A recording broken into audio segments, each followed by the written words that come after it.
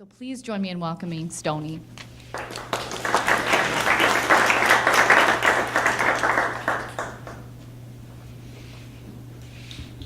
Well, good evening, everybody. Just 2 days ago it was summer, and now it's fall. All right, so a couple things. We're going to be talking about blueprint for constructing a powerful web presence, and I want to make sure you guys get the most out of this presentation, so you are free to interrupt me anytime to ask questions if you need. Now, that is conditional. You have to laugh at my jokes. Okay, good start. Perfect. All right, so let's go ahead and get started here, and just want to tell you a little bit about me real quick. I do what I like to call web presence optimization. What I do, digital marketing is known by many names. SEO, search engine optimization, social media marketing, web design development. I like to call it web presence optimization because that kind of encompasses the full scope of what we do. We don't just focus on websites or search engines for that matter. We focus on the entire web presence. And hopefully, as we talk today, you'll kind of get a glimpse of some of that where it's not just about your website or your social media profiles or things that you're doing. It's about the bigger picture. And everything that you do online really comes down into that category of web presence optimization. For those of you who are on Twitter or LinkedIn, you can follow me there. Is anybody on Twitter? Okay, okay, good. All right, some of you. So go ahead and get out your phones now, connect to your Twitter accounts, and just at Stoney D, best presentation ever, exclamation point, exclamation point. I'll live up to it. I'll try. And then my book, Best Damn Web Marketing Checklist, period. Now I'm going to give away a couple copies. I'm going to have you guys fill these out, and then I will draw these from my hat. So grab one, pass it around. We'll do that at the end. Now I'll make you a deal on that, since I know some of your writing is as bad as mine. If you have a business card, you can drop the business card in, but put your name on the cards that are passing around, and then I can tie the two together, especially if you want to fill out any of that other information there. But that way you don't have to fill out your email address or anything like that that's hard to read. I'll match up the business card with those cards, but I will draw those cards for a copy of the book. And then I'll just go ahead and give away one now to somebody, the person who can answer this question. You ready? Who wants it? I saw somebody back there.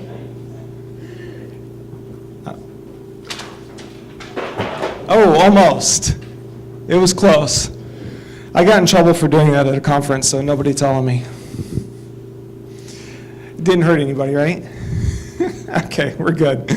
And my company is Pole Position Marketing, and we've been doing web presence optimization for 20 years now, which actually we started a few months before Google. And as far as our growth trajectory, we're neck and neck. We're just a little bit shy of their profit margins. Yeah, a lot.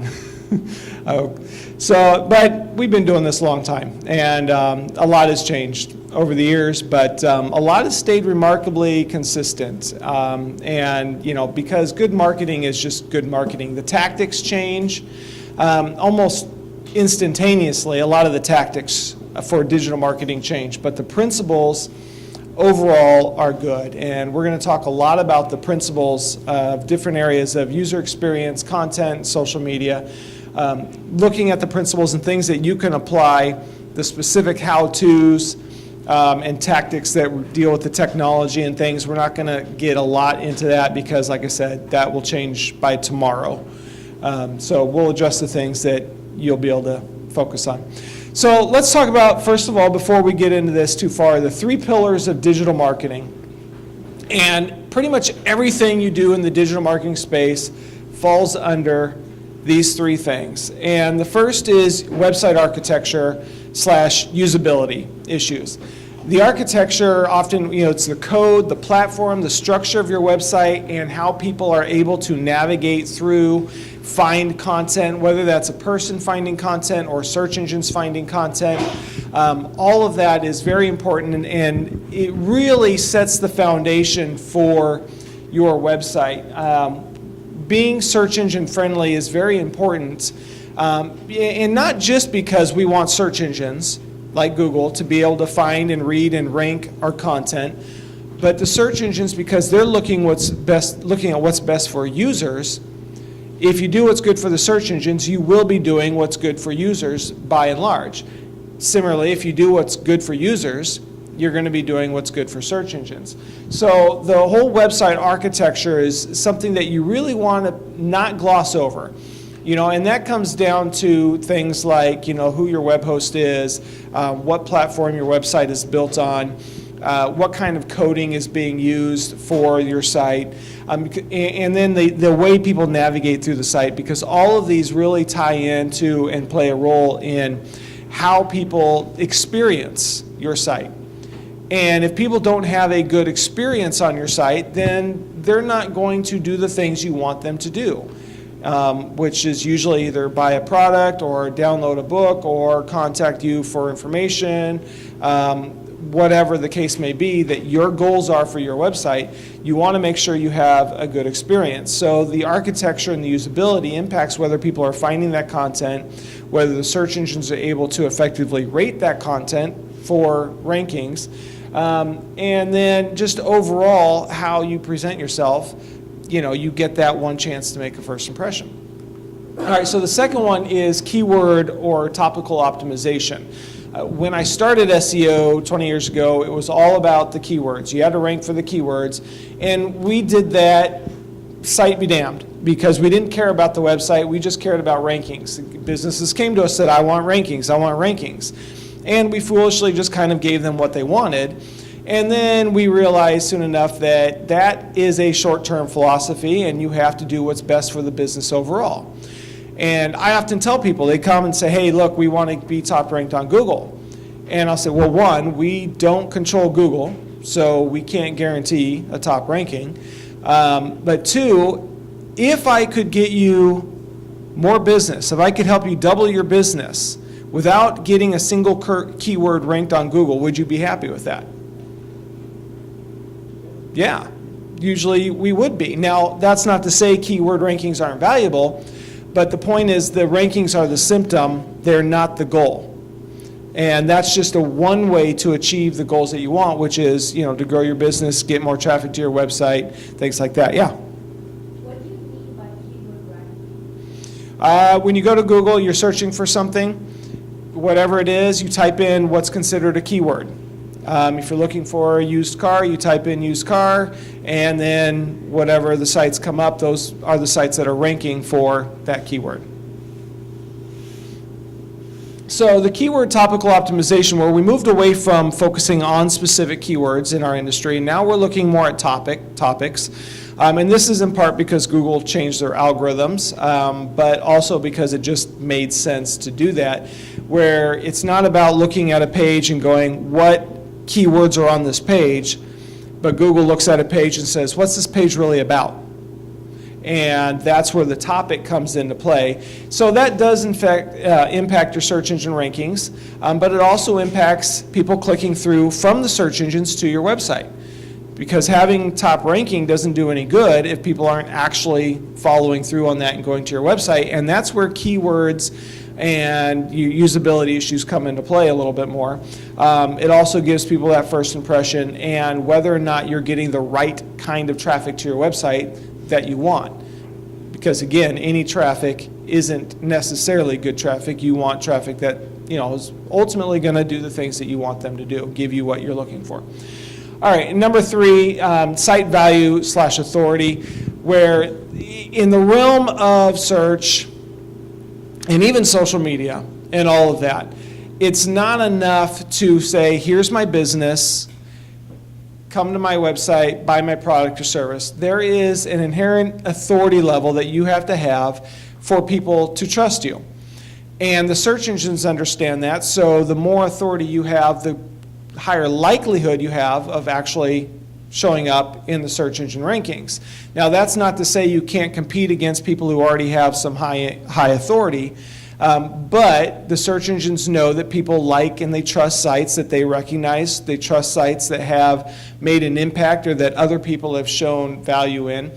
And we see this a lot, when it comes to reviews, user reviews.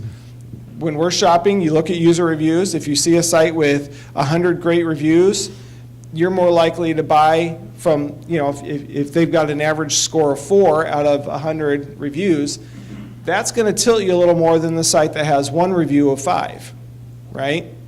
So even though on average their review is less, they have a lot more authority built into that by having a lot more people giving them those reviews. So site value and authority is kind of baked into this whole thing, and that's one of the things that you have to focus on in order to get the exposure that you want. You have to think about, how do we get authority? How do we get people to recognize us, to trust us, and basically trust us enough to say, yeah, I'm gonna give you my money, or yeah, I'm gonna do business with you, or yeah, I'm gonna keep coming back to this site for what you have to offer.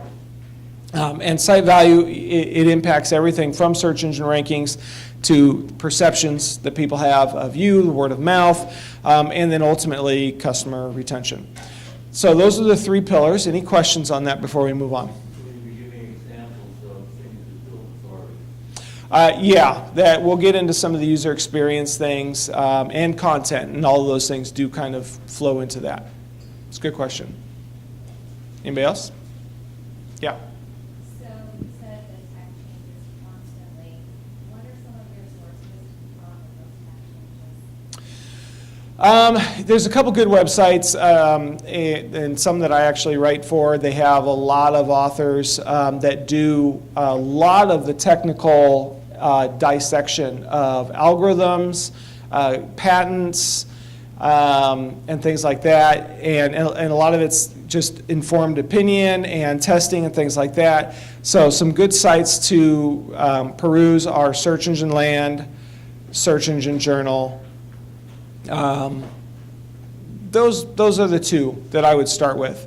And then you can find authors on there that you like, and then you might be able to go in and find their personal sites or their business sites where they do a lot more blogging and things like that. But typically, the top people in the industry are writing content for those 2 places.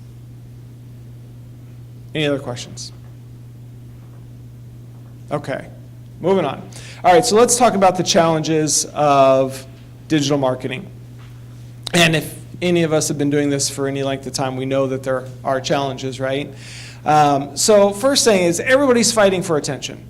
In the online webscape, everybody's saying, hey, look at me, look at me, look at me. And here I am saying, look at me, while you're looking at the cats wrestling around, right? So I'm trying to get your attention back from the cute kittens on the screen. But this is what it's like on the web, because everybody ultimately is fighting against all of these things going on. There's so much going on in every given minute online that there's just impossible to keep somebody's attention for any length of time. And so we're not just fighting to get their attention, but we're fighting to keep their attention. And we're all very distractible. And it's getting to the point now where we can't even watch a TV show without being distracted by our social media. And the TV shows now are cluing into this, and now have you seen where it say, hey, join us online and tweet live with the actors, or the second screen experience where they got other things going on. So they know that you're distracted, and they're just trying to reel you back in to be distracted by them. We got this show going on here, you're going to be distracted, well, let us distract you with our own content. But that's what people are fighting against, and that's what you're up against, is all of these distractions going on online. And we all do this. How have you sat down to do something and then, an email comes in? You stop what you're doing, you go and you answer the email. Anybody else? Oh, just me? Okay, a few of you. Yeah, your notifications, you get a text or a calendar reminder, or somebody instant messages you. There's just hundreds of things going on. And there's days where I feel like I can't even get through my inbox, because the moment I get it down to 0, I turn around and I've got 10 more. I can't even get to my tasks. And this is what we're fighting against when it comes to getting people to our websites. and getting people to trust us and getting people to engage with our companies and our businesses and the things that we're doing is they are being distracted. So we have to find a way to counteract that, which means we have to do something more than what's expected. We have to do something more than just being average or ordinary. We have to do something extraordinary, something that wows, something that makes us stand apart from our competition. And of course that can be difficult because if everybody's doing this, everybody is now trying and fighting for attention and trying to do the wow factor. So what you have to do is look for the opportunities with whatever you have and say, what one thing can I do better than what somebody else is doing? What's one thing that I can do different that nobody else is offering or providing or doing? And sometimes that's just as simple as you. You have a unique voice, and so you can put things, if you're writing content, you can put things into a format that nobody else can. You can say things like nobody else can, and that can be an advantage. Sometimes it can be a unique twist on a product that nobody else is offering, or a unique spin on, or a unique take on something, where people are talking about something in the news and you have a slightly different perspective maybe that nobody's addressing.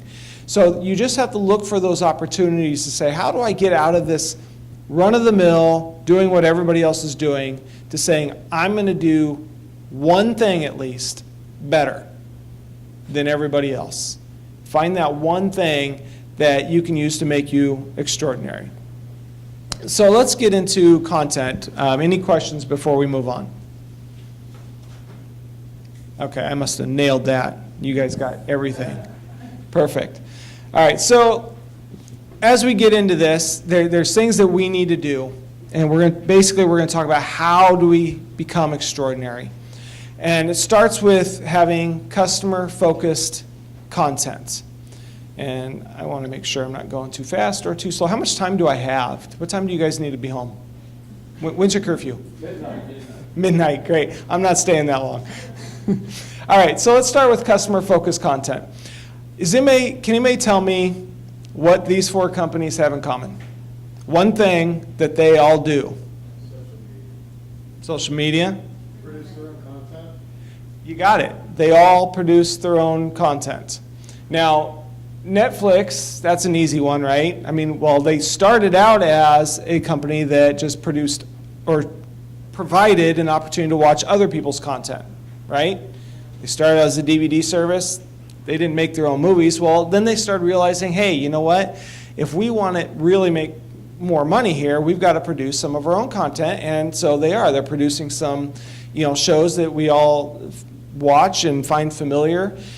So they're out there saying, we're getting into that content game. AMC, similar story. It used to be America's Movies Classic, right? They just played classic movies that we love to watch over and over and over again. And then they said, well, let's get into that content game. And now they do shows like Walking Dead, Better Call Saul, Breaking Bad. Now what about the other two? Does anybody know what content they produce? Chipotle? What's that? Mexico? Chipotle, yeah. Say that again? Food poisoning. Food, right. Well, there's that. Chipotle actually produced a 4-episode TV show. It was a comedy, and it's actually pretty funny. It was not a blatant commercial. In fact, Chipotle was never mentioned in the show. But what it was built around providing awareness for organic, sustainable food products. So it wasn't about selling more Chipotle. It was about getting people into the mindset of organic, sustainable. And when you think, well, I want some organic, sustainable food, well, Chipotle is one of your top options when it comes to restaurants, and because that's how they have built themselves. So they produced, there's 4 one-hour episodes, I think it was, and it was pretty entertaining. Red Bull. Does anybody know what content they produce? Sports? I didn't know that.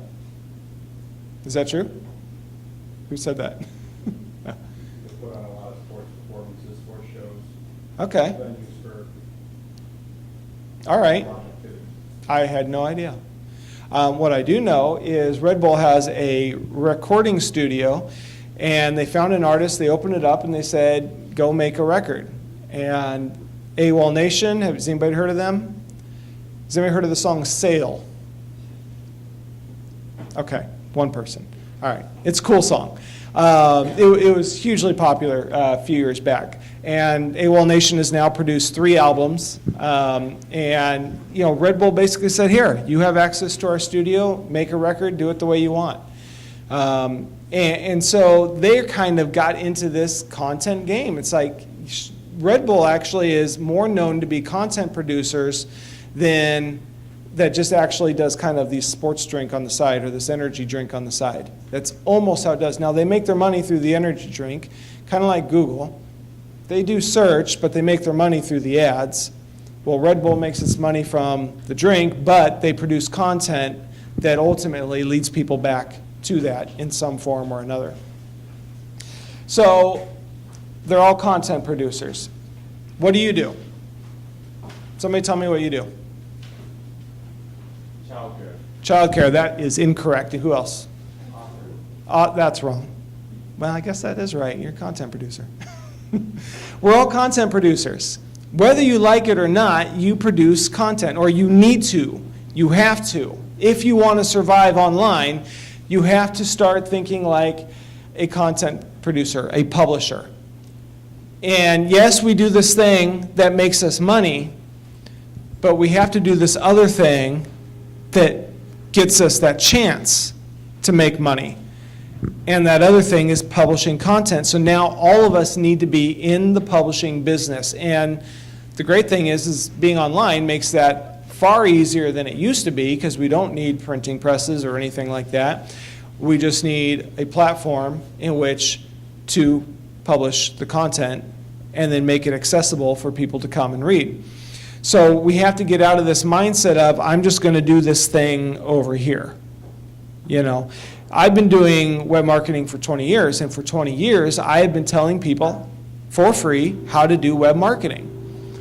And when I met my wife, I'd already been doing this for 10, 12 years, and she's like, why do you give away what you do for free? Why do you tell people how to do it? I said, because people go and do it, and then they realize, this is hard. And then they go, I need some help. And who are they going to ask to help? Hopefully, us. Now, that's not to say there's not a lot that everybody can go back and do on their own, and hopefully you guys will find some stuff that you can go back and start doing. But you get to a point where, as things start working, as you start producing content and doing all of these things that build your business, you reach a point, it's like, I can't keep doing it all. And then you either start hiring or you start bringing on marketing companies to help. But no matter what we do, we have to start thinking, this is going to be bigger than just doing what you do. So we got to forget about search engines, forget about social media, and start thinking about, how do we build authority? How do we get people to recognize us, to trust us? How do we get people to find us and say, yep, what you're doing, that's what I want? So focusing on authority is imperative. Now there's two ways to build authority. The first is to produce mass content. And that's just writing blog posts every day until your fingers are sore from typing. And this used to be the way that digital marketers got exposure. They produced content after content, hundreds and thousands of articles that they're publishing on their blog posts, and most of them were absolute crap. And Google got tired of it, so they figured out a way to find those articles in their algorithm and say, you know what, we're not going to rank this anymore. We need stuff that has value. So you can produce mass content, and it will work for a little bit of time, or maybe out of your thousands of articles, 10 of them are going to be really good and really get traction. But you have to decide, is that worth it? Is it worth producing mass content just to get a few that actually do something? So the other way is to write authority content. And of course, the Bible is the ultimate authority, you know, in the big picture of the world for years and years. It was considered an authority, so we're just looking at that as a kind of a metaphor for how do we write authority content? How do we write a content that people look at and recognize and say, yeah, that's it. That's the stuff. That's what makes sense. That's the truth right there. You got all of this other content out there. They find yours and say, that's the authority content. So between mass content and authority content, which one wins? Authority content. Jesus says so. All right, see, one person's following the rules, laughing at the jokes. All right, so content, authority, building authority. Any questions on that as far as the need and understanding on that? We'll get into some of the how-tos a little bit, but any questions? Yeah. Well, I think you're also saying content for you related to your business model. Absolutely. It's not just bringing your customers and prospects. Yeah, and for those of you who can't hear, he's basically saying that we have to build content that shows that we're an authority in our field. It doesn't do any good to write authoritative content in a field. I mean, now again, if you're on a personal site, a personal blog, and you want to build that up, that's fine. But for your business, you need your content to focus within the realm of your business. So I'm not going to write an authoritative post on how to be an expert snow skier. I'm going to write content on how to do digital marketing. So keep the content focused, and again, you've got to demonstrate that leadership, that you know what you're doing. Yeah. Okay, somebody else. So, when you say the content authority, can I put an article or a book that I have read and I found it very useful and mention that, and the synopsis of it, would that be considered the same? It can, absolutely. Because people are coming, when you build yourself up as an authority, people are coming to you for a variety of reasons, and it's because they trust your expertise. And book reviews are a great way to do that, especially within your field. You say, I've read this content, here's what I thought, and I'm recommending or not recommending this book to people who are also interested in this. And you can do that with other people's content too. When you write blog posts or good content, you often want to reinforce what you're saying by pointing to other people who have said similar things and pointing out, I'm referencing these other people. And people do that all the time with research. You have to reference your research. So pointing to other authoritative sources is also a good way to demonstrate your own authority on the topic. So that's a good question, yeah. I don't know quite how to put this in words. You said something about personal blog versus business blog. And I'm going to ask the question, so just elaborate on the difference. Yeah. Why you differentiate it, whatever. Yeah, okay. I'll use myself as an example. I have my business, Pole Position Marketing. Everything that we talk about on there is marketing related. I have a personal website because I am writing a fiction book. And that is completely different, and what I do over there is completely separate than what I do on my business website. Now, I also want to build up authority over there because someday maybe I like people to buy my book. But I'm keeping those two things separate. Or if it was just a personal hobby and I don't really care, I might do things like, I saw these other websites and they were interesting. It's, similar topic of what I'm writing my book about, and, or writing reviews of movies or things like that. So I wouldn't correlate the two. I wouldn't write reviews of sci-fi movies on my business blog, but I would on my personal blog. Does that make sense? Okay. Somebody else? No other questions? Okay. We're moving on. Click focus navigation. You're back. Did you want to ask your question? I was just going to ask, do all the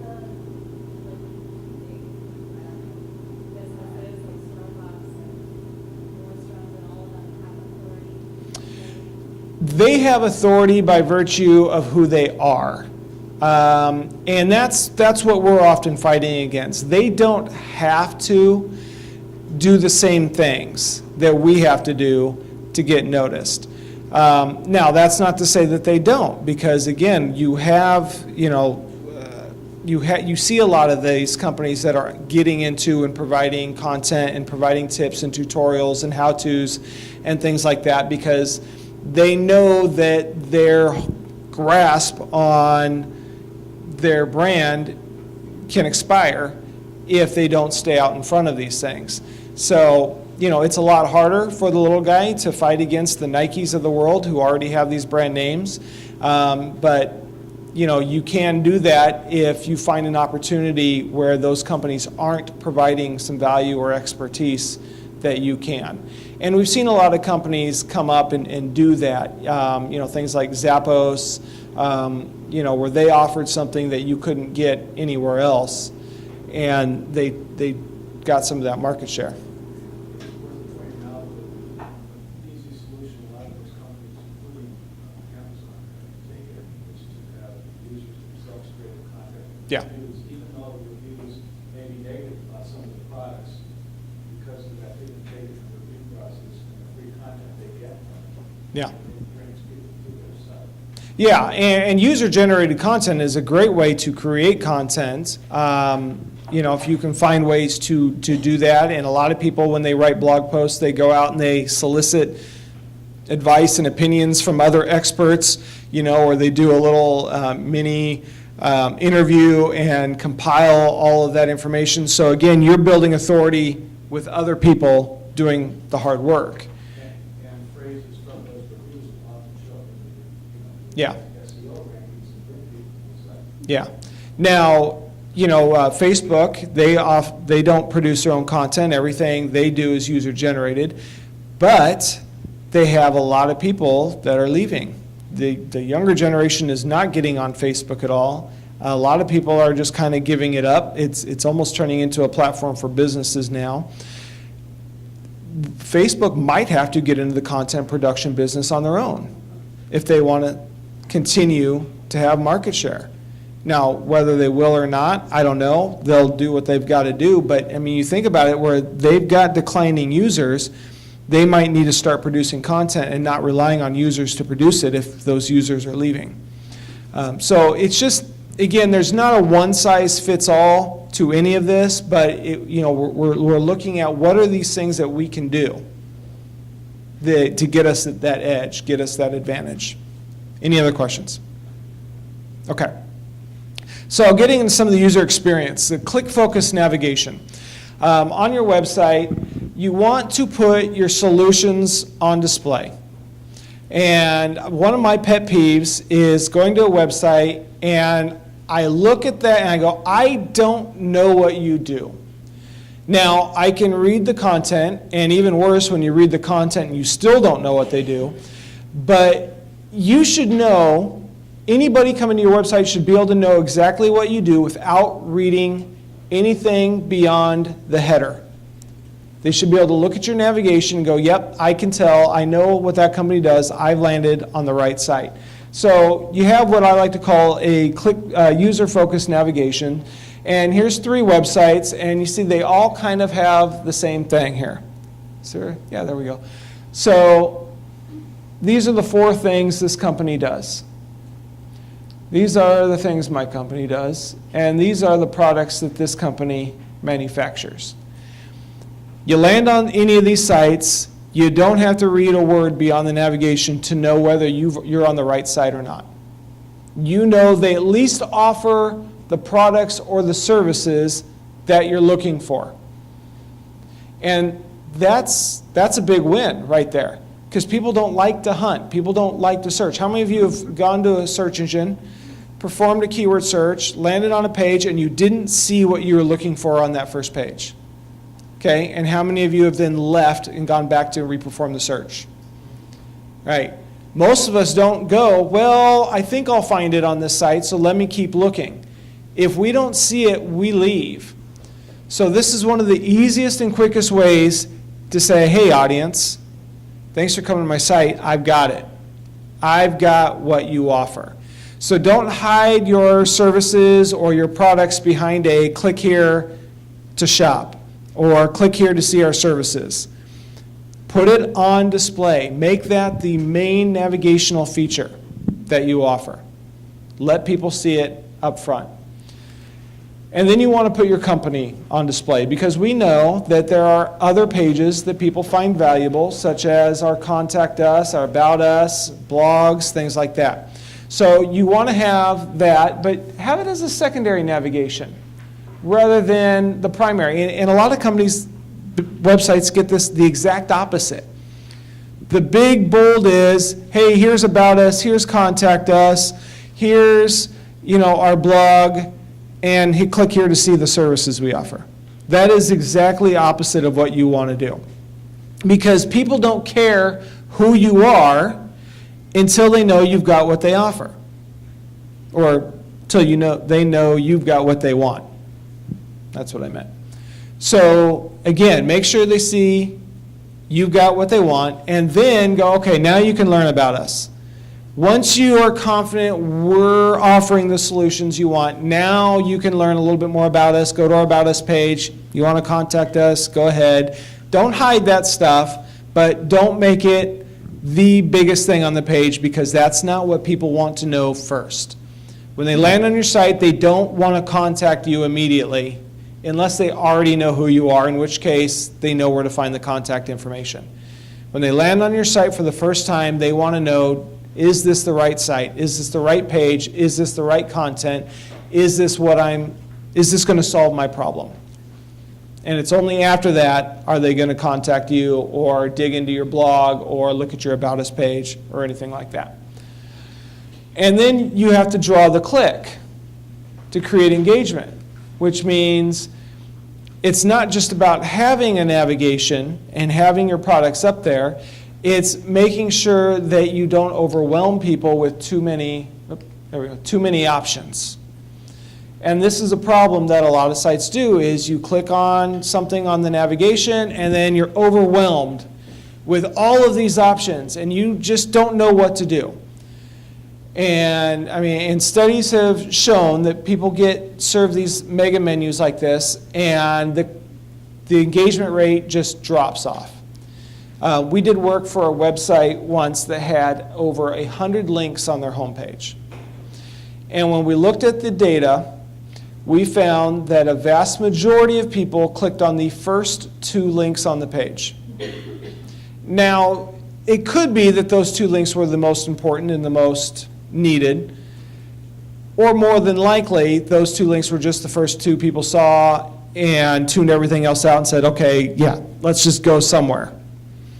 And you don't want that. You don't want blind engagement, because if the vast majority of people clicked on one of those 2 links and that wasn't what the visitors wanted, they're going to leave. You're going to have a very high exit rate right after that. So what you want to do is you want to lead people on this engagement process where they click a link in your navigation and you offer a few options. Clean it up a little bit. Lead them down this path. Don't say, hey, okay, here's everything. You say, okay, here's the next step.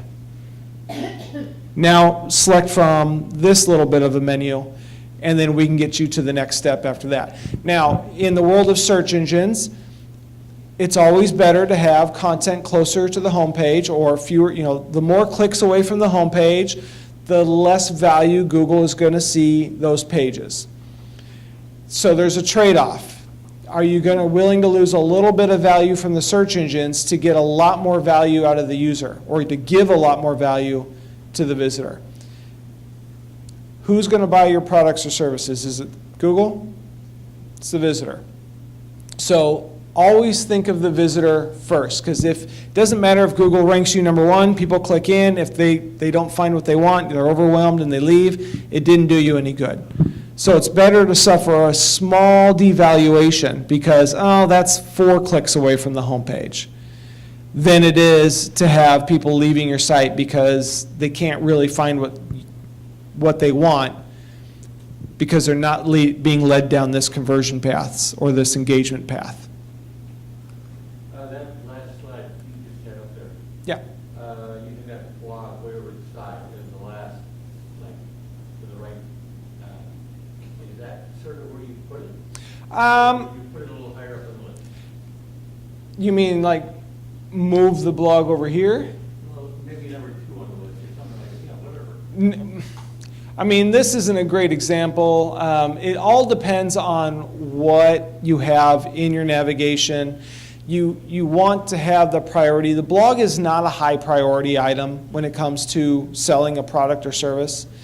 A blog is where people go if they want to confirm whether you're an authority or not.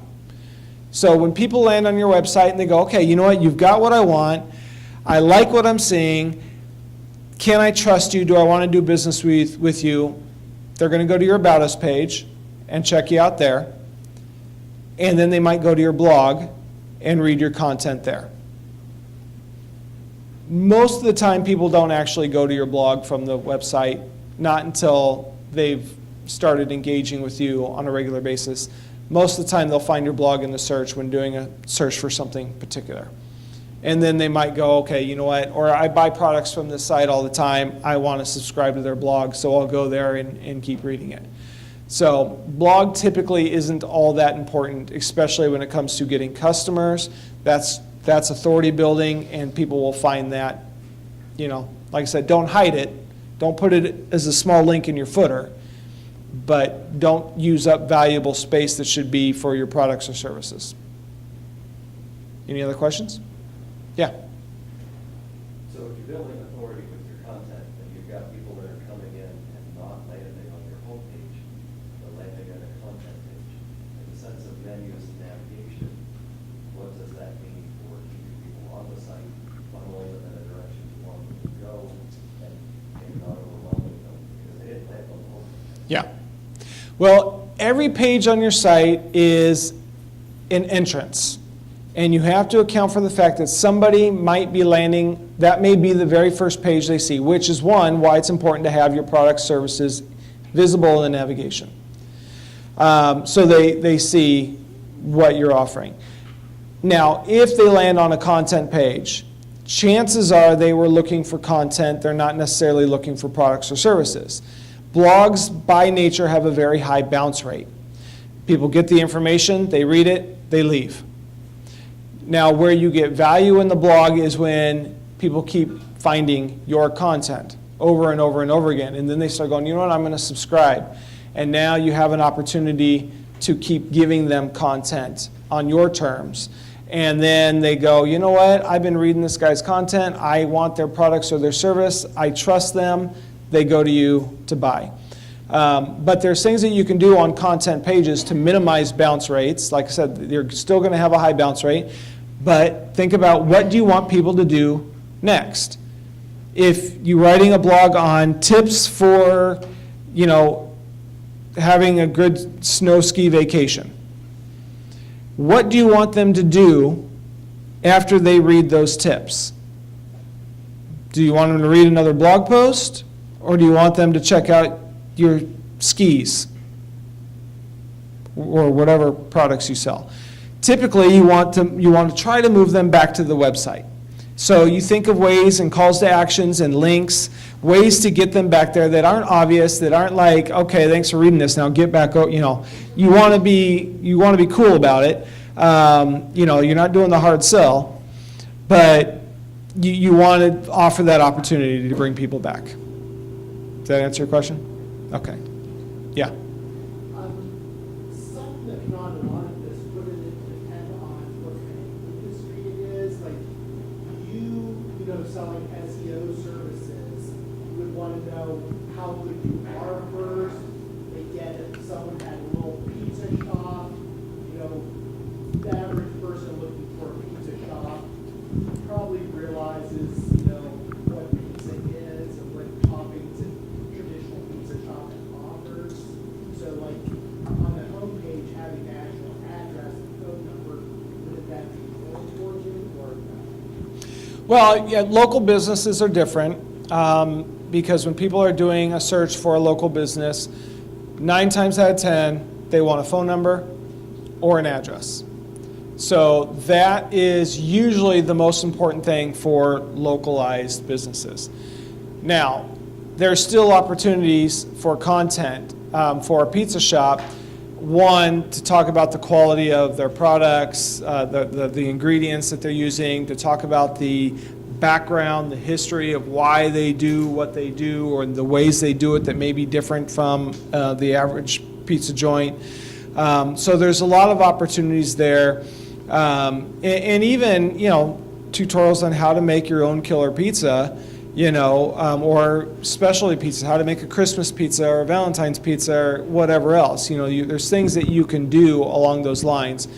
But on the pure search of it for a local business, address and phone number are usually the most important things that people are looking for. But if they're doing a research, and again, that's usually from a mobile device, but if they're still just doing research, say, I'm putting new carpet in my house, I'm not looking for an address or phone number. I am investigating the carpet companies. I'm looking at the product that they have. I want to see if they have the carpets I like. I want to see what their warranties are, and I want to know that I can trust them over the next guy.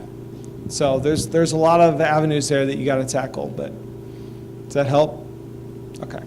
Anybody else?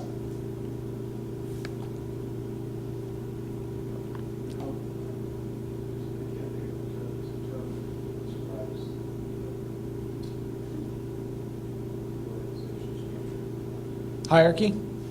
No?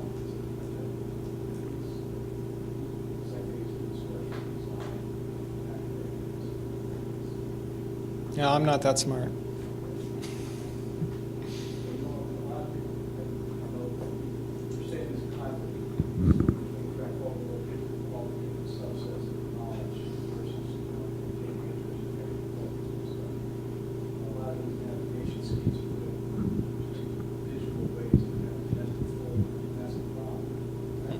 It can be. I mean,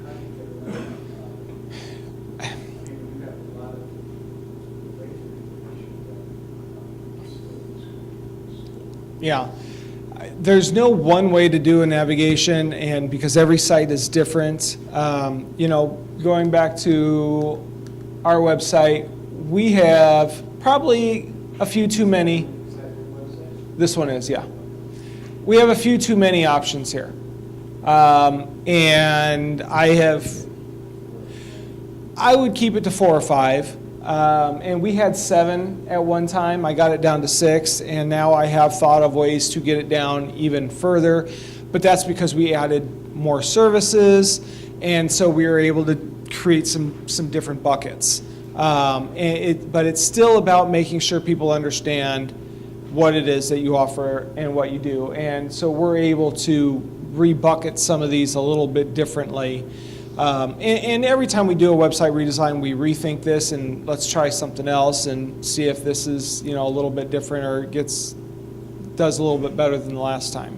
Is there a way, maybe put it this way, track search function, not even on search function. If you're using a content management system like WordPress, the search function's pretty decent, and you can do plugins that will improve that for you. So that's the way. Oh yeah, yeah.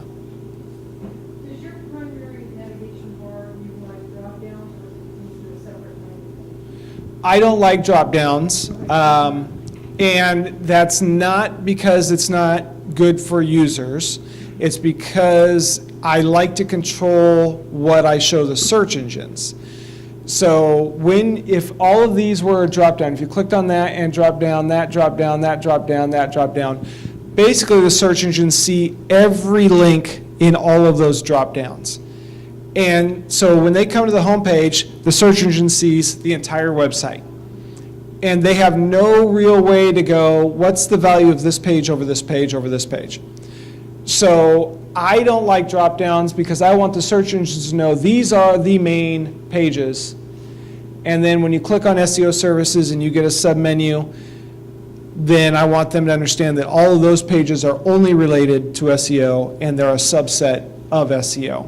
So each subsequent page also does not utilize I don't typically use them. Now, you can use drop-downs, especially smaller sites, and even bigger sites. You just have to be careful. You have to know what it is that you're showing the search engines. I don't like giving them the entire navigation at once. And you can use coding that allows the drop-downs that search engines can't follow. They'll see, the user will see the drop-downs, but the search engines won't. So that's another way. What I would do with putting drop-downs on the site, I would hide them from the search engines. But the search engine gives equal weight to everything in every Yes. menu item and drop-down. Yeah, if it comes to your homepage and it sees 20 links, it thinks all of those pages are of equal value. So, and that's the same is true for the primary and secondary menus. If they're all accessible from the homepage, yes. But if you force the click, that they have to click into one of these before they get those secondary options, and they have to go to a page that offers those secondary options, then Google will go, okay, these pages are a subset of this page, and therefore they're slightly less valuable than the main one.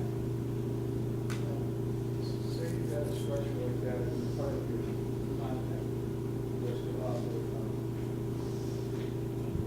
a secondary page links, and on those pages, links to articles or public media, other things where you would actually run out and listen to curate your own list of things.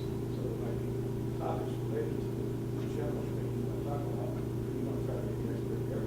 So here's an article from your client, here's an article from your media. They're all about this topic. But if you put them on a separate page, like that whole article, that way. You know what I'm trying to do? Well, I mean, it sounds like you're creating almost something like a directory where and you have to be careful about that.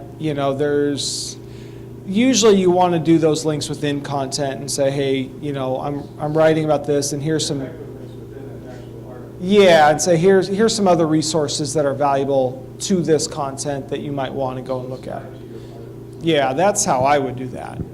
There's another question, yeah. In terms of the order that you chose, do you find that people looking at this are going to start on the left, assume SEO services is your main, what you focus on, or do you always people on the web design and development? And in terms of the way you order those, is it based on your projected profitability, you look for high growth first, cash cows towards the end, what, how do you? Yeah. Strategize? Well, I tend to read left to right. So I kind of feel like most people are doing the same. And a lot of the eye tracking studies and surveys show that when people land on a page, they're looking at, this L shape here, essentially. So the things on the left are going to be viewed most and first before people move over to other parts of the page. So I would put this here as our bread and butter, so that's why it's there. And that doesn't make any of these less valuable, but not everything can be here, and I'm picking the one thing there that I want to be there. Does that help? Okay. Yeah. I noticed they're left to right versus up to down. What benefit is it, or is it just a personal preference? Well, usually up to down is when people get into interior pages like this, where you click on snow gear and then now you have a submenu that's up and down. And you do that because you can't get another left to right menu in there without it looking funky and things like that. And you don't even have to do this. You could, if you wanted to create a submenu that went across the bar here, and a lot of people will do that. It doesn't really matter. What you just want to make sure is your information's there, people can find it, and it's readable, and they're using it. And if you look at your data and people aren't using it, then try something else. I think we're talking about the same thing, but like from up to down, like the regular full menu, instead of that being there, it's over there. Like, Yeah, I think those are all preference things. And I do think, one, I'm offended that you try to outpointer me. No, I'm kidding.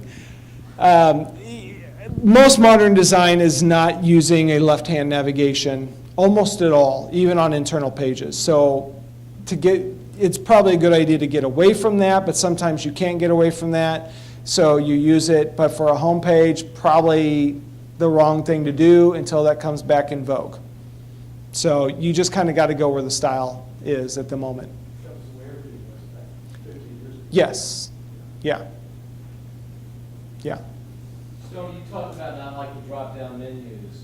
There's a lot of image-heavy sliders on the home pages near the top. I hate those too. And I guess hate those for the same reason, right? Yeah, sliders have a value of probably a -10 on a scale of 1 to 10. They were very popular for a while because they look good, but they have no value to the visitor. Nobody sits and watches the sliders. They don't click on the sliders, and they take up valuable space. So get rid of sliders. Now you can have an image, a single static image, put content on top of that, but don't have the sliding image ever. Again, until it comes back in vogue or until visitors actually start using them. Yeah. So it's more a thing of the visitors not using it rather than Google not seeing what's in there? Yeah, Google doesn't care. I mean, if you can make Google see it, so that's not an issue. But sliders are a usability issue. Users do not like them. Web designers do, users do not. It's the glitz versus functionality. Yeah, that's exactly it. The responsive menu is a grid, it's all about the same size, you have a different set of priorities when you're working with a mobile device. Yeah, mobiles are different because, especially when it comes to navigation, because there's no room for your navigation on a mobile device. So everybody gets accustomed to seeing that little hamburger menu. If you want the navigation, you click the little hamburger button, and then your navigation shows up. But at that point in time, the same principles apply. You want people to see your main options before they see the secondary options. So first glance, they don't see it, but once they do, again, you want to control that very heavily. Anybody else? Well, coming from the media environment, there's been a lot of pressure, especially 5 years ago, quickly, just restructure our website so it's mobile. Not so much more traffic comes from mobile. Sure. But most people don't have the resources to have all that stuff done all at once. Business, if you look at business, B2B doesn't necessarily do a lot of it on mobile. Well, I mean, what people can do is entirely different than what they should do. We have to do, I mean, and we're dealing with this, mobile, we've been, How do you deal with that when somebody comes? you tell them, I mean, with all of our customers, we say, this is what you need to do. And then they pick and choose what they are able to do or what they're able to pay us to do. So we've been working with clients where we have a list of recommendations a mile long that they haven't been able to get to. And, mobile is one of them, but that's just one of many. So we work with their developers, try and prioritize, say this is what's most important, let's work on these things, and just keep doing it. And we have a client, they've been with us for 10 years. The list of recommendations got so long, and we finally said, listen, you're going to pay us more to implement these recommendations than it will cost you to get a brand new website with all of this being done, and it's easier to use for the visitor and the company. And so they kind of scratched their head and said, okay, yeah, and it's time. I've looked at how some of the news media has a lot, there's been a lot of restructuring of this kind of stuff that we want to. And I watched how they almost just done the system where you have to scroll through section by section on the homepage, the hierarchy of what's important first. But you have news and people on the way, it's the end of the scroll. Yeah, well, and pure content sites are different than, regular business websites that are selling a product or a service. Yeah. What about a business site? They don't do that. No, you don't, because you're not having, it's not about read the next article. Because news sites, they get eyeballs on articles, that's how they sell their ads. So they're going to keep feeding you more articles. Business website, it's about taking a customer on a journey, feeding them the content that they need that helps them trust you enough to do business with you. And that's an entirely different journey. Any other questions? Okay. All right. Move on here. Okay. Solutions-oriented products and services. And of course, that seems like, is oxymoron the right word? Is that redundant, maybe? Where, obviously our products and services are supposed to be solution-oriented. That's why we have them. People want something, and we're going to give that to them. But there's some key things that you want to be aware of. One is don't try to be all things to all people. And this is where a lot of people kind of get messed up, where they do something, and they go, you know what, we can expand our audience if we just do this. And Pontiac is a great example, where years ago they were known for these great, sports muscle type cars, and they had this way, and people knew the Pontiac name, and they knew the Pontiac brand. And then Pontiac said, hey, let's get a bigger audience. And so they started developing vehicles like this that are far outside the scope of what they were known for. And of course, what happened? Pontiac disappeared. They're gone. Because they tried to exceed what they were known for. They went outside their brand. And typically, this is what happens when people try to be all things to all people. They end up being nothing for nobody, and there's nothing left. There's no brand left. Now, that's not to say you can't expand your customer base, because every business wants to figure out how do we expand our customer base. But you have to do that within the realm of what makes sense for your audience and how to get more people in within that realm of what you do. So a great example is I am not going to expand my company into the dog food business. It's not going to work. Now, I might be able to start up a new business and make plenty of money selling dog food, but I'm not going to try and go, I want a bigger audience, and if I can find some customers and sell dog food to, maybe they're going to buy web marketing too. That's not going to work.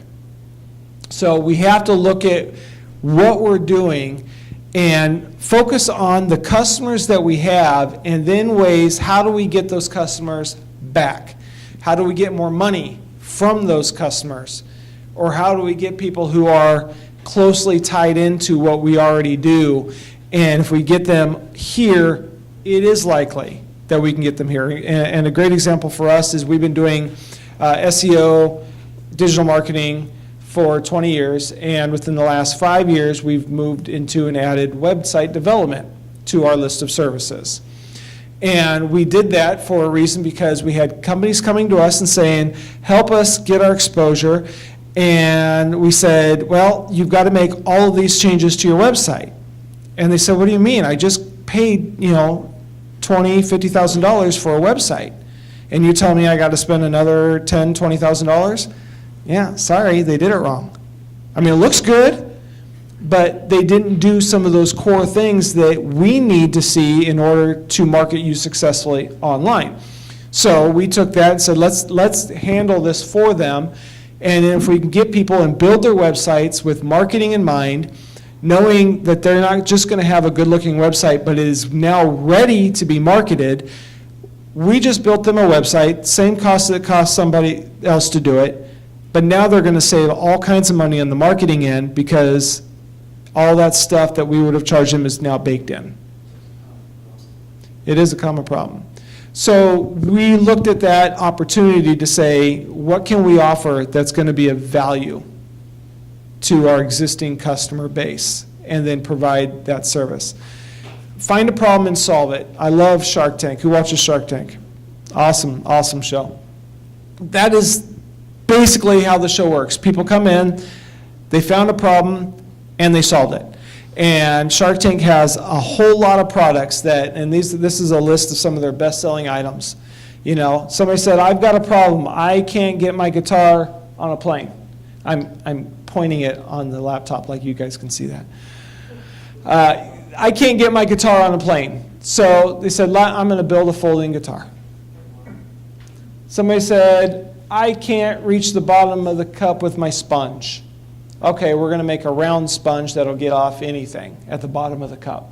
Somebody said, my plants are having trouble with getting water, so they built an irrigation device. Somebody said, my cat keeps crapping in the litter box. And they're like, all right, well, let's fix that and get them to do that in the toilet. So, sorry, did I offend anybody? So again, the idea is, what is it that people are missing? What is a problem that people have?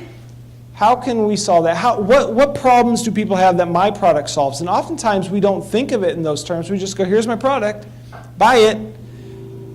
But if you start thinking about what are the problems that it solves, that gives you a new opportunity to sell the product. It gives you a new opportunity to present that in a new way, because you're saying, look, you've got this problem, I'm going to solve it for you. Find a void and fill it. I had no idea I wanted and needed a waffle taco until Taco Bell started serving breakfast. I love the waffle taco. They have discontinued it, unfortunately. But can anybody tell me what came out of the waffle taco that, even though they don't sell this product, Taco Bell still does? They still have breakfast.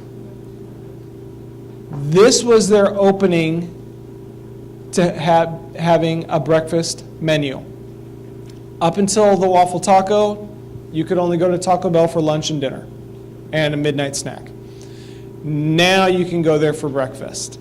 So Taco Bell found a void, which is, we need breakfast. People want something that we can offer for breakfast. They started with the waffle taco, and now they have other breakfast items, breakfast burritos and things like that. But that was a way for Taco Bell to get into that market. They found an opportunity, they found a void, and they found a way to fill it. Find a want and deliver it. This is a great story. For years and years, there's battle between Prego and Ragu for spaghetti sauce, and Ragu was the #1 sauce. Hands down, had that category locked up. They were #1. And Prego's banging their heads going, how do we get that top spot? How do we get more people to buy our sauce? So they commissioned a survey and they said, hey, okay, let's find out what people actually want in a spaghetti sauce. And they found that a third of the people wanted regular, ordinary sauce, but another third wanted a spicy sauce, and another third wanted a chunky sauce. Well, before this time, there was only regular sauce. That's the only option people had. So Prego took this and said, all right, we're going to create a chunky sauce. And that alone, with that alone, they captured the market. They offered something that people wanted, and they gave it to them. They found out what they wanted, and they delivered it. They wanted a chunky sauce, and that gave them the #1 spot that Ragu has not been able to reclaim. It's powerful to find that one thing that people want that they're not getting. And all the best products oftentimes come from even things that people don't know that they wanted. Back before the iPod, nobody knew they wanted to have 10,000 songs in their pocket. They were happy with a disc of 10 songs at a time in their Discman. But then Apple came along and said, we're gonna one up that. Well, we're gonna 1,000 up that. And they're gonna let you put an innumerable amount of songs in your pocket.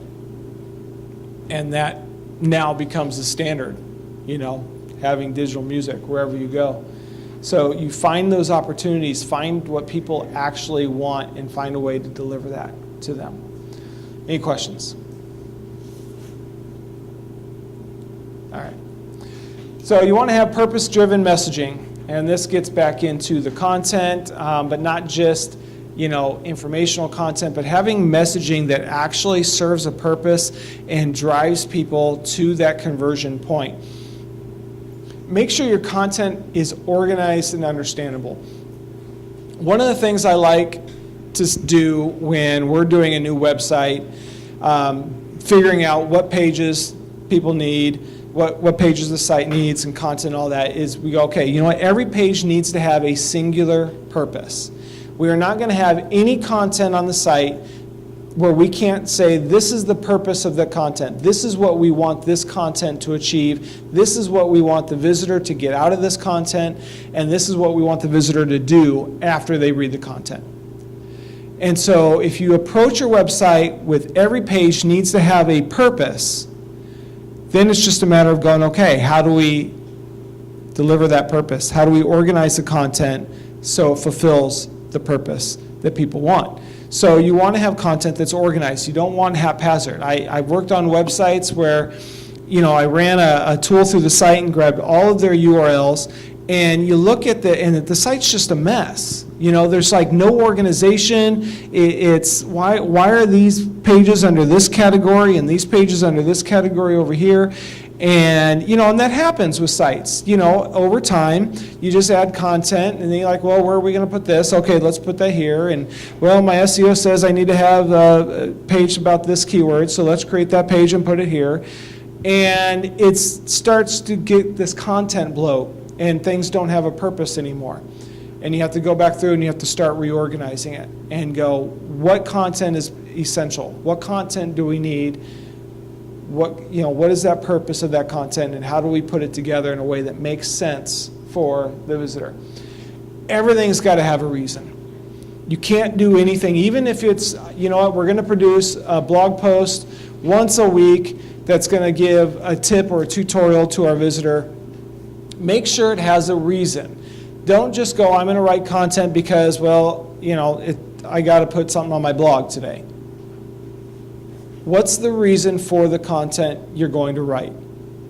Make sure you know why you're doing something, and then what you want your visitors to do after that. Because that's important. If you're just putting out content, well, somebody might read it, but what good is that going to do you?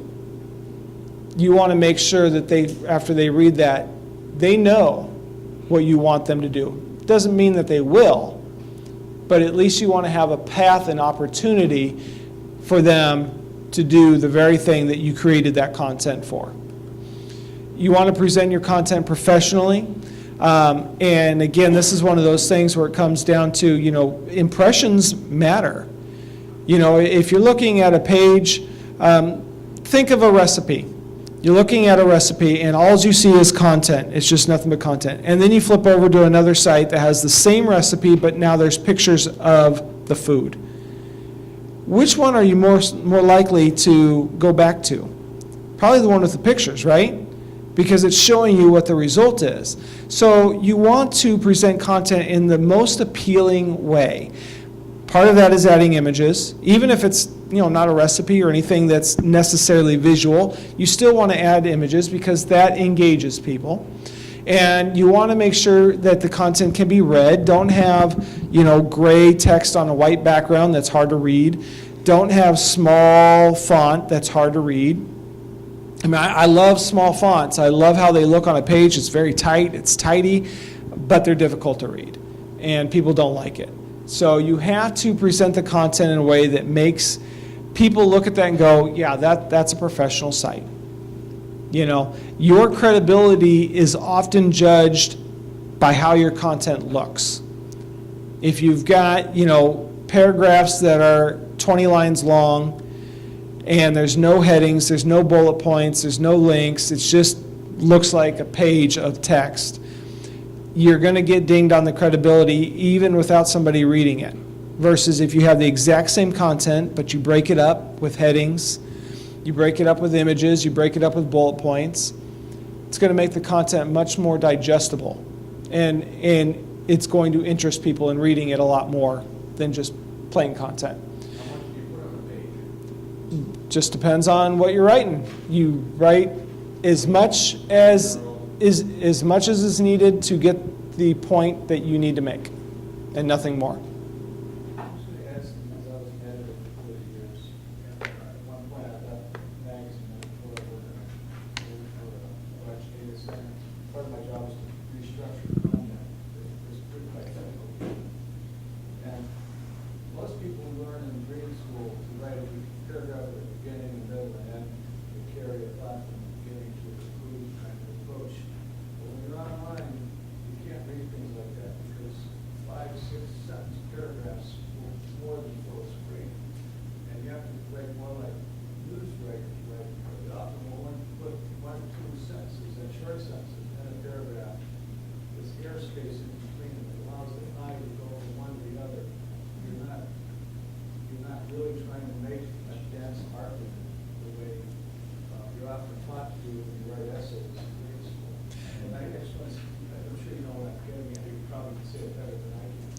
Well, and I don't know that I fully agree, because I find content where it's one sentence paragraphs throughout, I find that excruciating to read.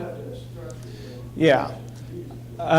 You know, and so I think a lot of it depends on what the content is, what you're writing about, and, you know, you can make an impact with a 200-word article, and you can make an impact with a 2,000-word article. It's not about the number of words, it's about what is needed to say what needs to be said. And just another point is it's well established in print media.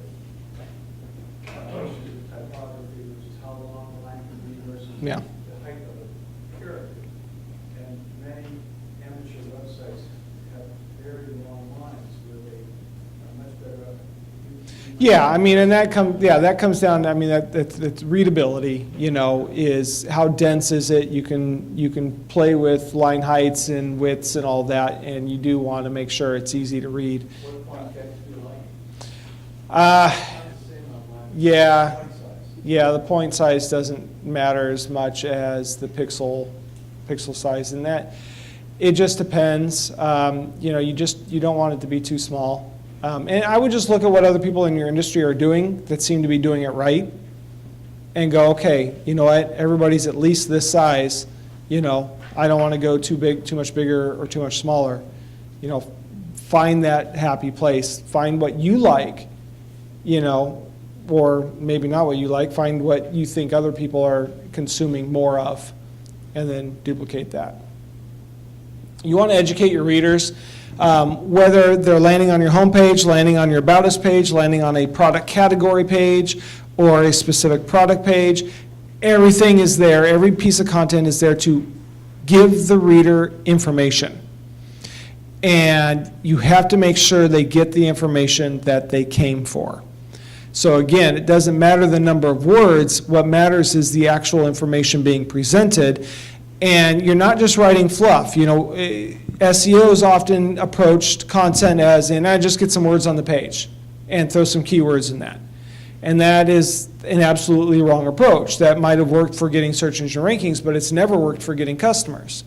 So you want to make sure that the content has educational value. And again, it achieves that goal. If the goal of the content on a product page is to get people to buy that product, what do they need to know in order to say, yep, I'm going to buy that now? If the goal of the content on your product category page is to get people to click into specific products, what information is needed on that product category page to entice them to keep clicking and to dig into the products? If the goal on the homepage is to get people to click into a product category page, what information is needed on that homepage to get them to do it? It's not just about having links.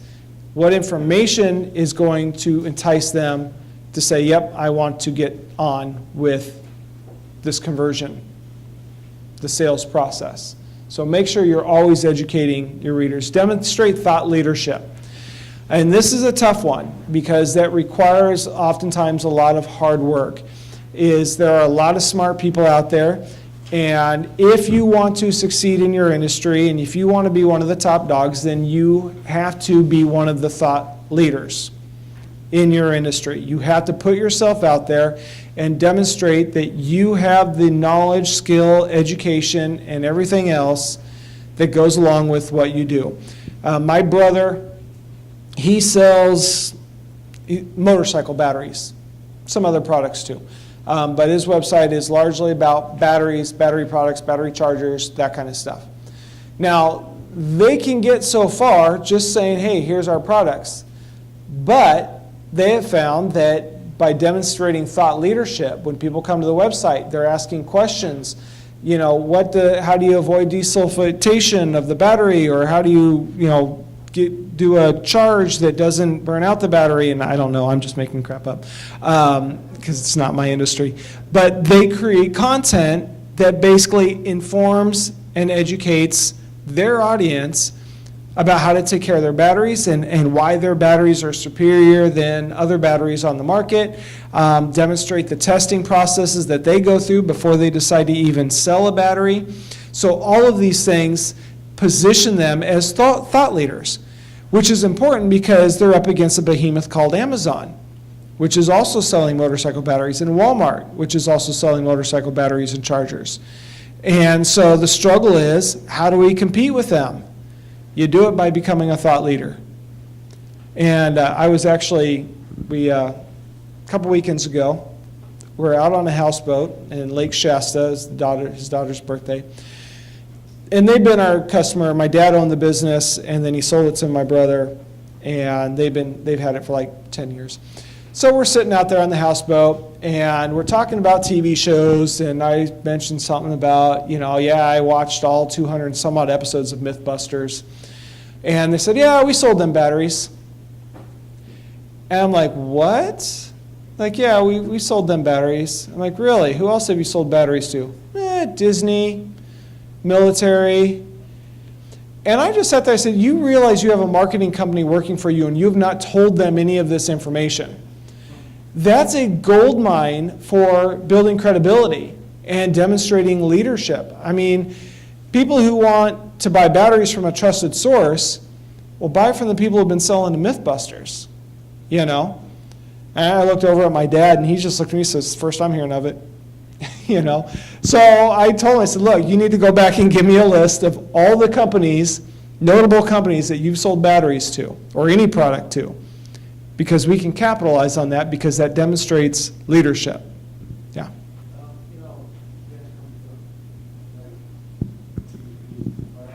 Case studies and things like that. Even if you can't name the company, you can say, Yeah.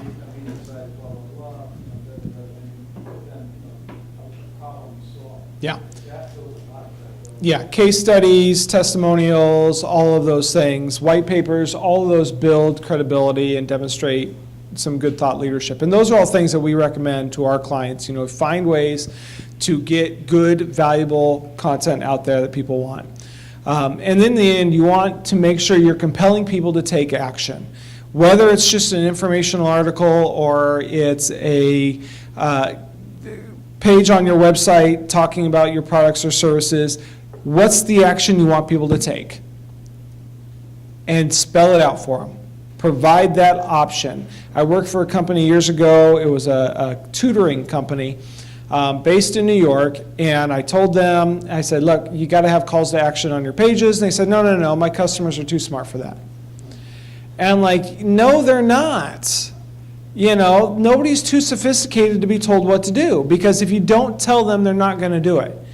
Because the moment they have to think about what do I do next, you've lost them. If they have to think about where do I go next from here, you've lost them. So it's your job to create the path.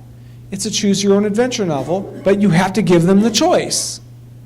So make sure you're giving people those actions and encourage them and call them to take that action. Great content creates great exposure opportunities. That is the wrong kind of exposure. That wrong? Oh, there we go. Come on, it was worth something. A chuckle? Thank you. That was good. Great content creates great exposure opportunities. And that's what we want. Every piece of content you create is a way to get somebody new into the door of your website. It's an entrance. It's a way to bring people in. And the more doors you have, the more audience that you're going to get, if those doors are valuable and people find it and they come in. Now, again, people come and they go, I just want a little piece of content, I'm going to leave. But there's a branding opportunity there.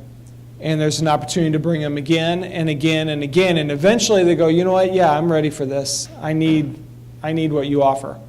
I need that product, I need that service. So do you feel that at any point too much is just too much? Like, should every blog post, should every page that has content lead back to something? Or It should have a purpose, and it should lead to something, but you have to be subtle about it. I mean, you don't want to look like, oh, every time I go to that website, they're pushing me into buying, They're hawking their products, and you don't want that. But if there's a natural opportunity, and find ways to create the natural opportunity.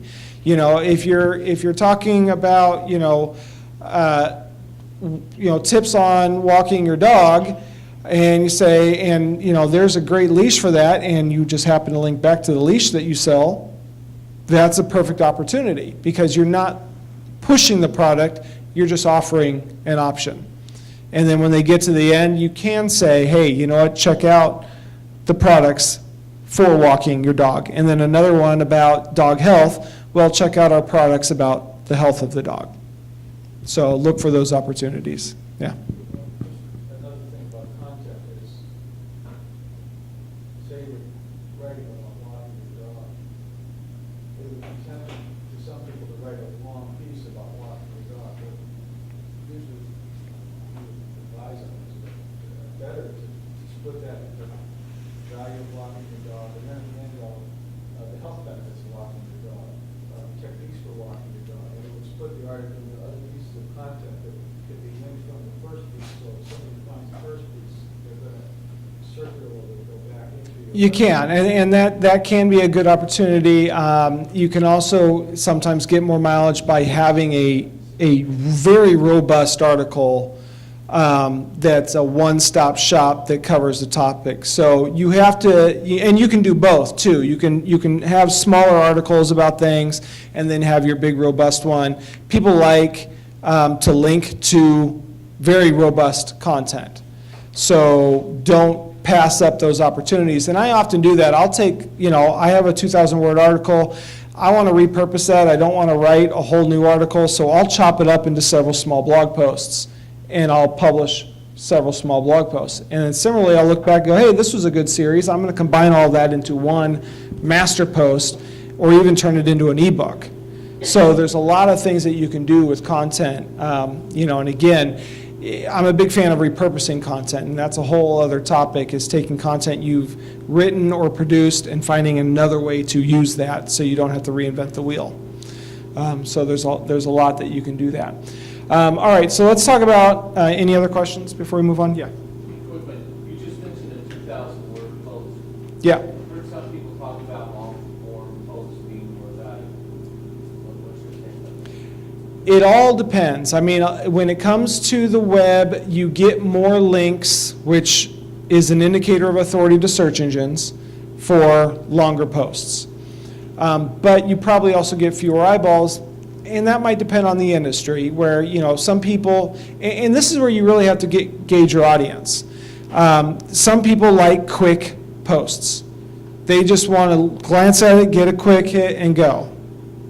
Other people are in it to read. I am more of a reader. If I see a short post, I feel like I'm not getting any value out of it, and I typically just kind of scan, and then I'm gone. My wife is running those, it's below the fold, it's long. Yeah, and some people are, if it's too many words, they're not going to read it. And a lot of that can be, it depends on how you break it up, it depends on, making it easily scannable. So there's not a one-size-fits-all answer. It's using different tactics, different opportunities to reach different audiences overall. Yeah. What about video?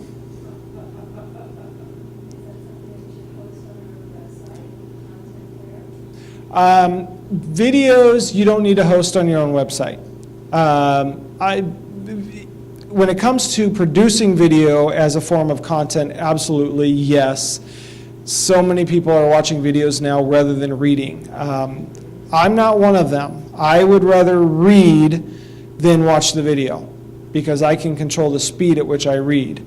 But we're in an age now where everybody's watching videos, so if you can produce videos and then have a transcript, all the better, because then you're getting the best of both. You're getting the people who watch the video and the people who will read the transcript. The video doesn't have to be hosted on your site. You might as well just host it on YouTube. They've got the bandwidth, but you embed it into your site, so it's there. Does that answer your question? Okay. All right, let's talk about engagement-focused social media. Content without promotion is crickets. It does you no good to produce content if nobody is seeing it. So that's where social media comes in. That is an effective way to promote your content. Now, I'm going to say some contradictory things to that in a little bit, but keep in mind that we're not talking, there's no one size fits all. There's opportunities with everything. So social media is a good way to promote content. So you want to look for those opportunities. When you produce content, well, first you want to start with a content calendar, which basically keeps you on schedule. And you can get out ahead of this and go, well, first of all, how much content do you want to produce? How much content can your audience handle? And then, is that going to be once a week? Is that going to be twice a week? What type of content is that going to be? Is that going to be a blog post or an article or an infographic or a video or an audio something? And then you go, okay, now let's figure out what people will need to know. What's the content we need to produce?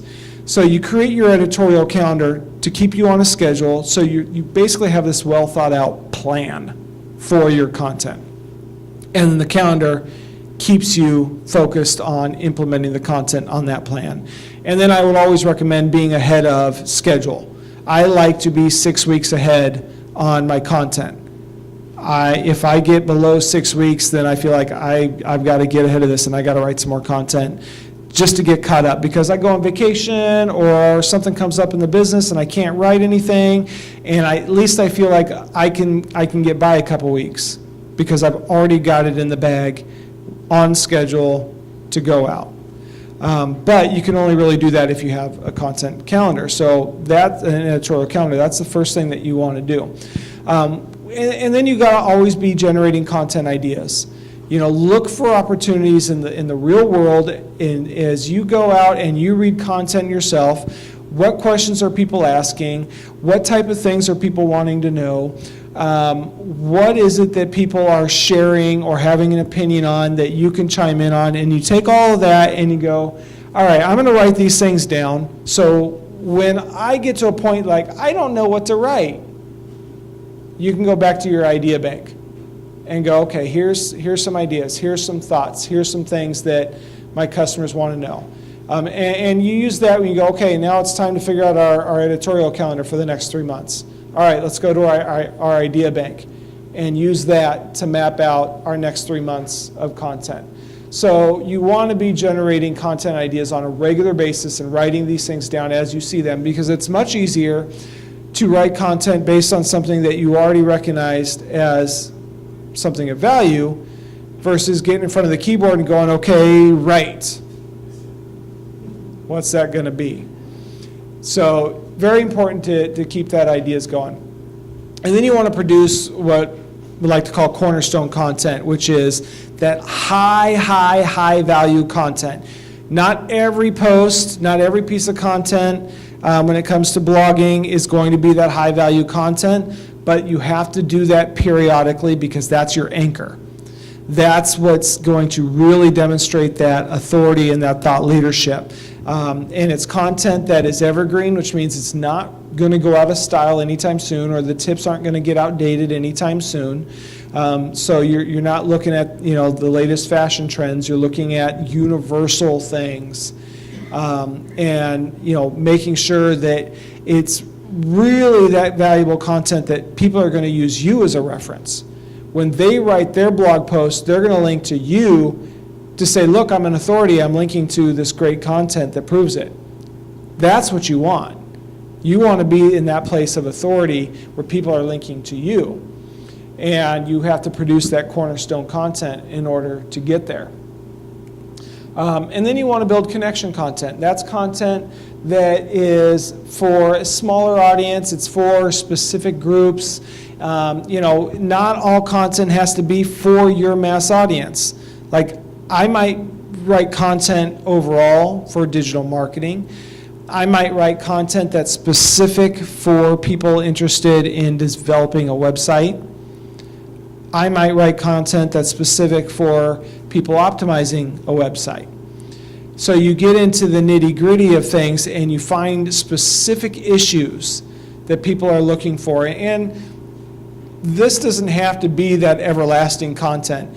It might be just a real quick let's just get into this and give you some good information and move on. But you're making a connection with your audience, the people who you think are most likely to buy your products or services. Find the type of content that you can write that really resonates with them. And then the customer content, which is content that is actually meant to sell. And when it comes to your blog, you don't want a lot of customer content, but sometimes you can. You say, hey, we're doing a sale right now, and here's the products that are on sale, and here's the value of that. Or, hey, I want to do a product review of my own product, and write things up and show you the pros and cons of my product or in comparison with a competitor's product, something like that. So that's, more directly promotional, and there's room for that on your blog, but it should be a very small percentage overall of the type of content you're writing for your blog. And then you want varied content, and here's just a small sampling of the different types of content that you can produce. Lists, infographics, videos, case studies, podcasts, interviews. There's just a whole range of things. And I've got a blog post, actually, it's called 75 content ideas, I think. Do a search for my name and 75 content, and you'll find it. And it's a blog post, and it comes with a downloadable spreadsheet that helps you create or figure out what's the best type of content for any type of platform, like video or blog or audio or tools, things like that. How did you find it again? Say that again? How did you say that you find it? I can't hear you. How did you say that you find it? Oh, Google my name and 75 content ideas. That'll come right up.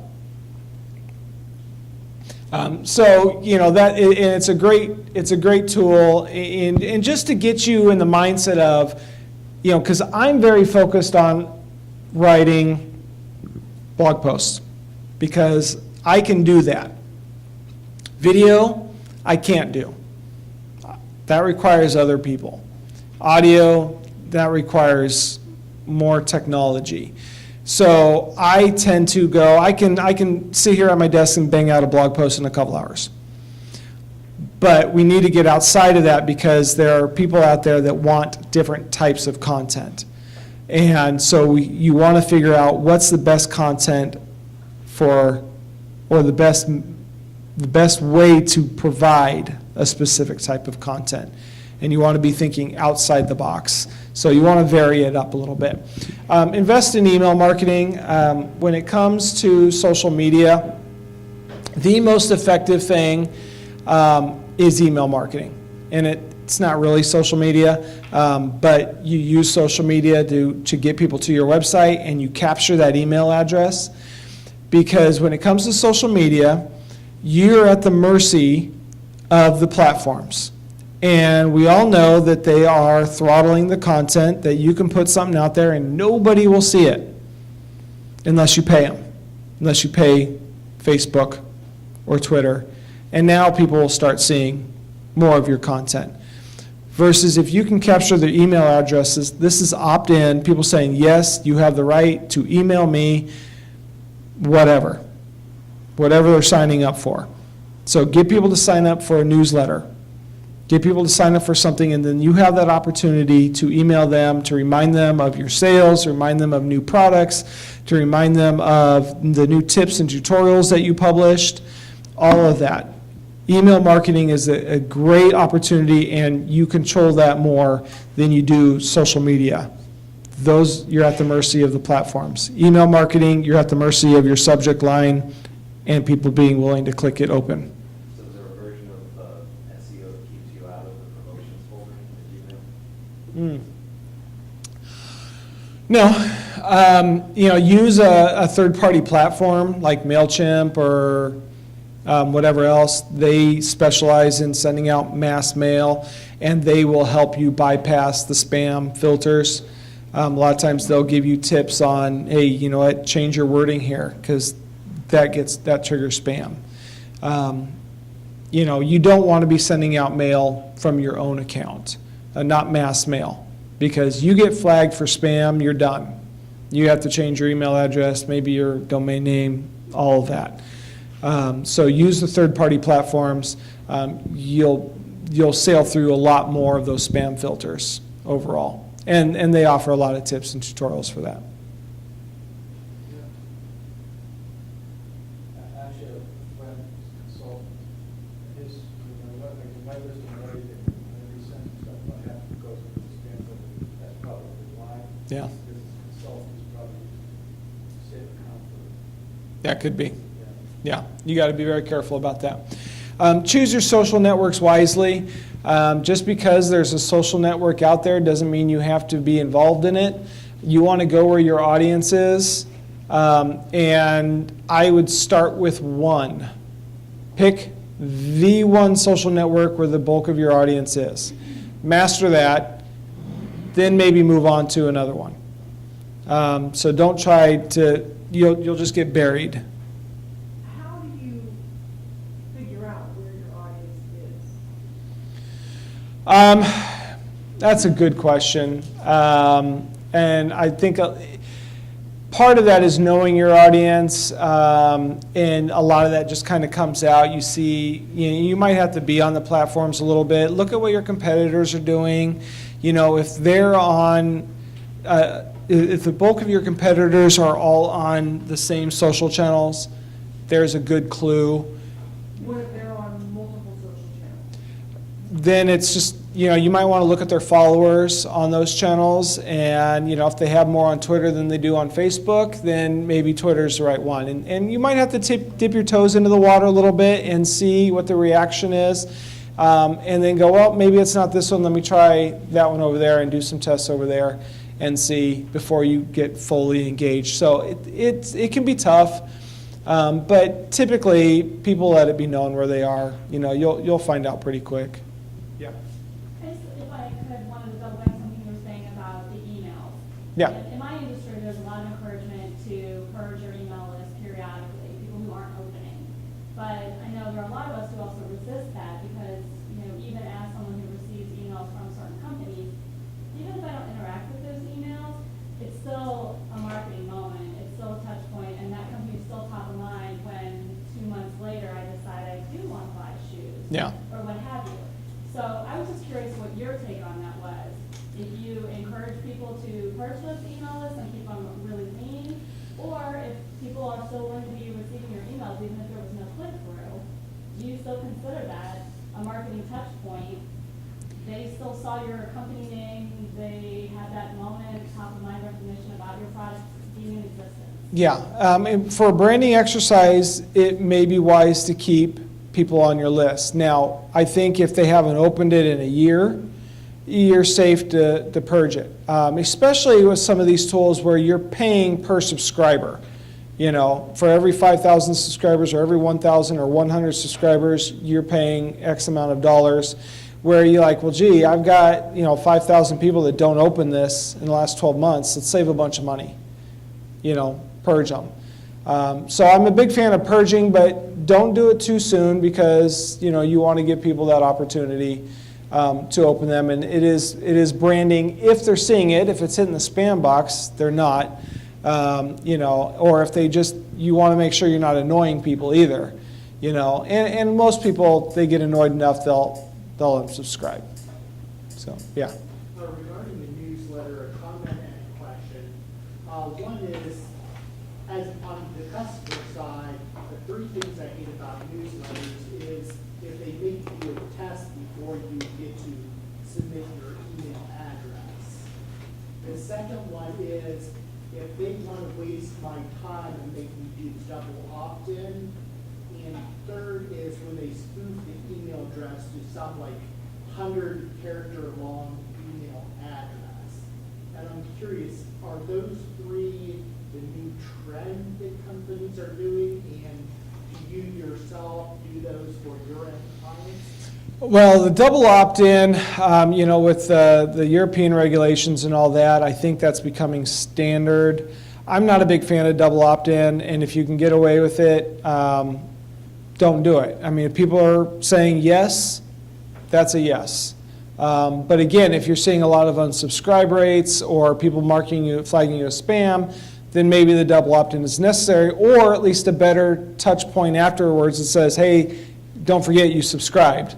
You know, if you're fooling people into subscribing, you know, you don't want to do that anyway. As far as the tests go, you know, that's to keep people from, you know, from robots, spammers, filling out the forms. The system thinks it's the wrong thing, like. Yeah, you know, there's simple you click on all the tests. storefronts, and you click on all the storefronts, but the computer thinks that there's Yeah. one that isn't, or vice versa. There's simpler versions. I think Google has one. It's just check the box to prove that you're not a robot, and it seems to work. You know, don't do anything overly complex like, you know, the square root of 5,227. Make it easy for people. And then what was the third one was about the email addresses. I'm not technical enough to be able to answer that. So, sorry.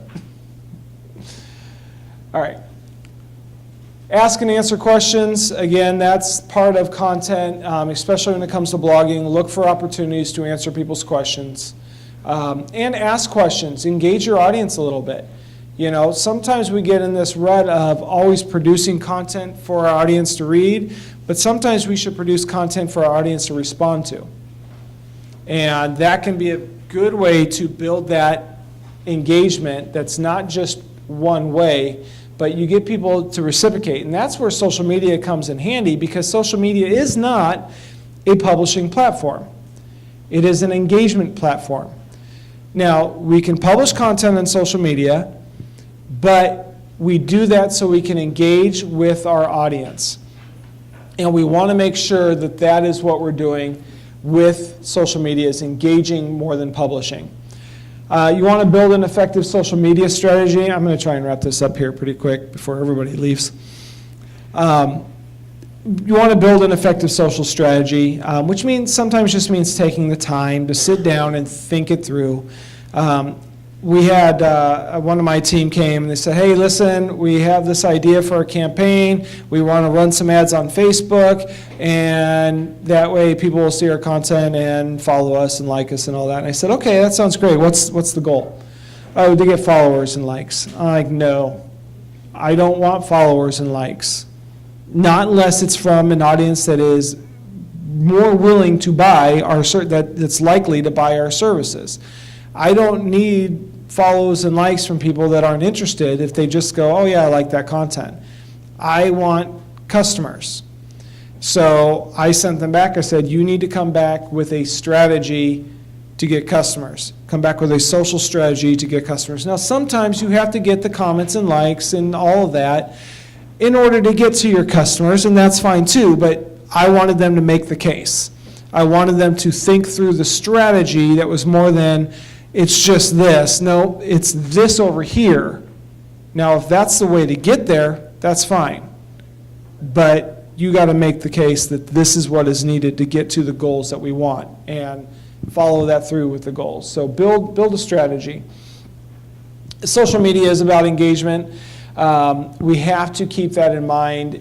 You know, follow the 80-20 principle, where 80% of your content should be valuable content for your audience that has very little to do with you. It doesn't mean that it's not about your industry or what you offer, but it's not salesy.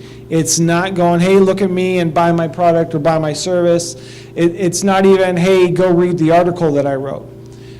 Produce content on social media that is just flat out helpful to your audience, whether it leads them back to your site or not. Do something that's helpful, 80%. The other 20% can be self-promotional. But if you've got that flipped around, if 80% of your content is self-promotional, you're going to lose audience. You're not going to have that relationship.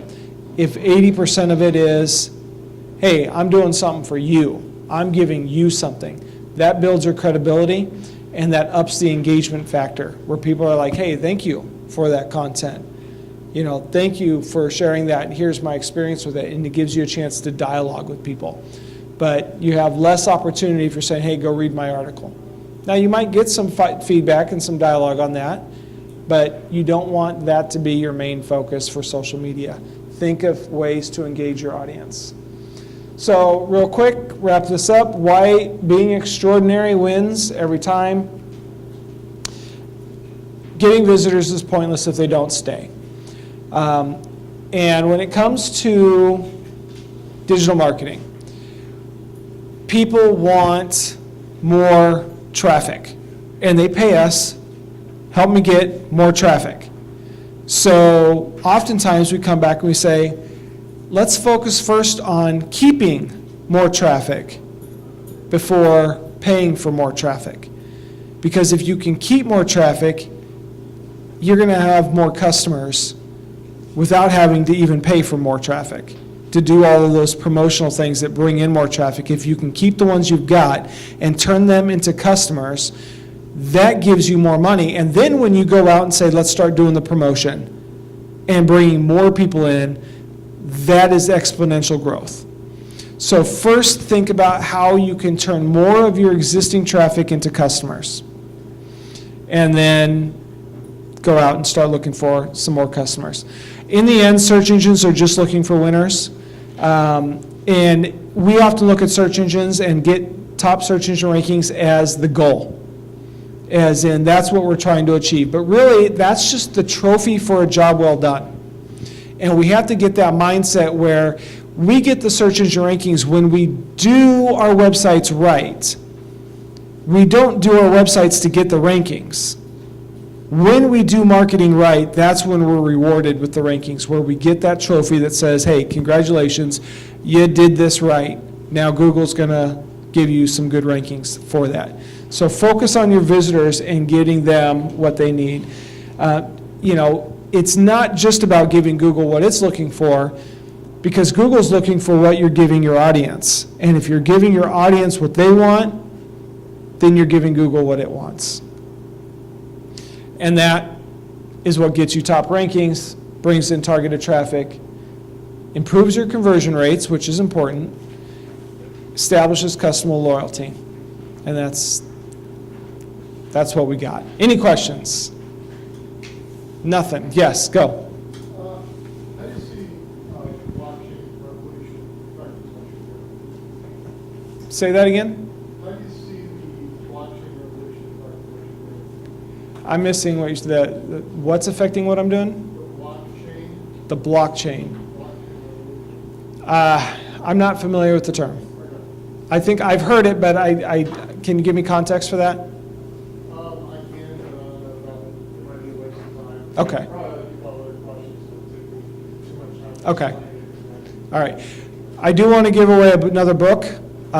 So if you guys want to pass this around real quick and put your things in there. I do not, no. Yeah. So early on, you asked, two people responded, the gentleman behind me said, what do you do? He said, childcare, and this gentleman said, author. He said, no, that's the wrong answer. Why would others? Well, because we're content producers. No matter what you do, we're publishers. If you want to survive online, you have to be a publisher producing content. So that was the point I was making there. And author is technically a publisher. They produce content. So same thing there. There you go. All right. Any other questions before we draw from the magic hat? I do have some more books here. If anybody is interested, if you don't win it and you want to buy it, they are $20, $15 if you want it signed. It's $15.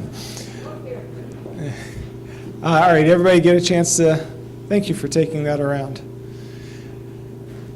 All right, any other questions while we're waiting? Did anybody, who learned something? Okay, awesome. Who didn't learn anything at all? All right, well, hey, you're here, so you're going to draw. That's what you get for volunteering.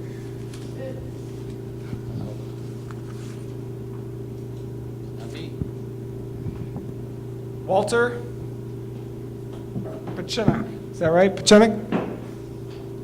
Congratulations. I'm throwing this. Did you sign it? Okay. I can sign that later if you want it devalued. Absolutely. All right, any other questions before we go? All right. Thanks, you guys. And I'm available